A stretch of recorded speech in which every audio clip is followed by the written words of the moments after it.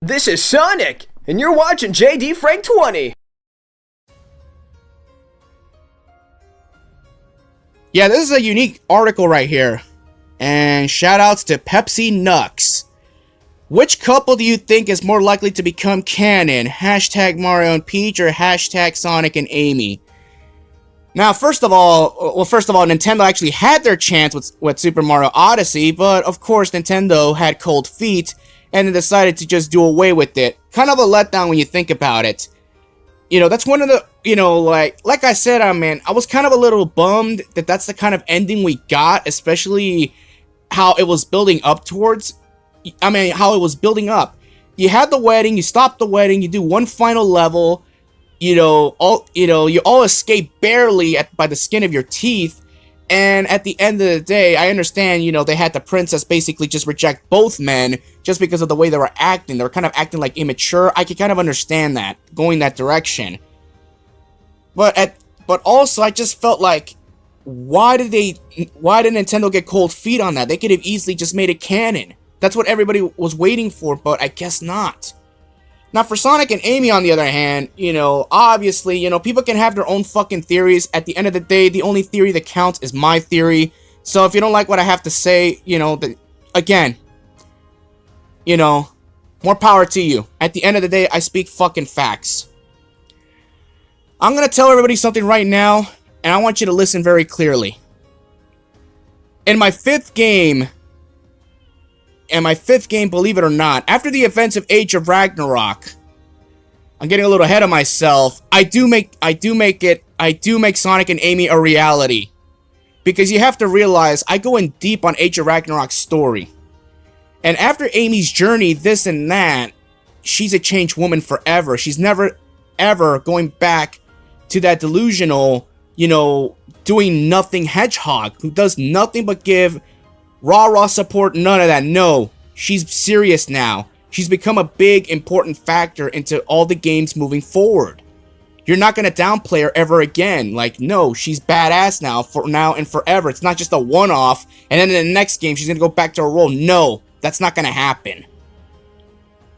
You have to realize that in Age of Ragnarok, she literally risks her entire life in one specific moment just to save Sonic. By herself, by the way. Okay?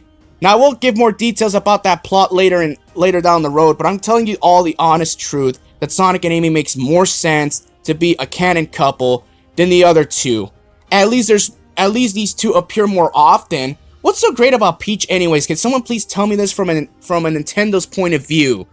Because a lot of you like my Sonic takes, my Nintendo takes here and there. I am knowledgeable of the franchise here and there, but what is special about the other two? The princess just gets kidnapped over and over again, and Mario has to go save her over and over again. It's been the same song and dance, different verse for over 35 years.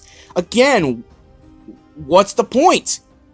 You don't have Amy doing this shit all the damn time. She's only been kidnapped, what, once? That was her debut game, and I'm not counting that shitty Shattered Crystal port of Sonic Boom. That doesn't count, but whatever. For the sake of argument, you can include it either way. Even though in that game, she really wasn't in a defenseless position. She was just fucking ambushed from behind. But at the end of the day, look, you all tell me which one of these couples would you want to be reality? And at this point, you might as well just list your favorite couples and let's make a topic out of this.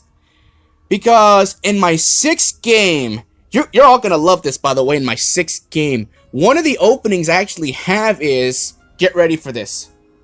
Are you ready for this? I hope you can handle it, because like I said, I make this shit a reality. I make this a reality, people. You do have a Sonamy wedding. There, I said it.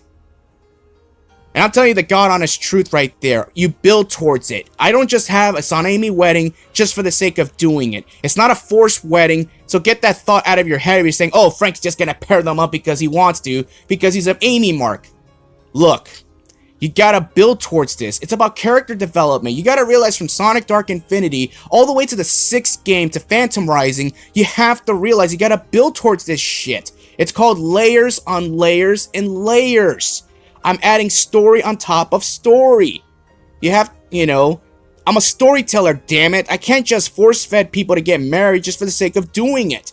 And I think Nintendo, the reason why they didn't have, Mario and Peach become one is because they felt like it was going to be force-fed, and a lot of the fandom were not going to accept that. It has to grow naturally. It has to be organic, or else what's the point? Now, if Mario Odyssey 2 is going to be a reality coming soon, then they can take the building foundation of the first game and put it on the second game, and if then they want to go that route, I'll be fine with that, as long as they're not force-feeding it. Because you want it to be authentic. You want to have that good moment. Correct? Now, for the 6th game, you do open up with a Sonamy wedding, and oh my god, the opening is so good. Like I said, I have ideas. I have so many ideas. It's fucking amazing. I make script writing so fucking easy. I don't know what they do at Sonic Team over there, but guys, I don't know who's in charge of that department over there, but honestly, I could do 10 times better work script writing, and I could do that shit for free, honest to God. But the opening is so amazing. I'll go more into details on that, but all I could say is that the wedding, all I could say is it's a fun moment. That's all I could say right now. But at the end of the day, I do make it a reality.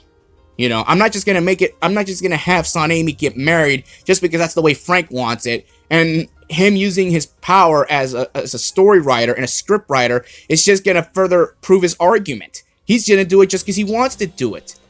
No, I'm doing it because the story makes sense for all the games prior to that. If you build a history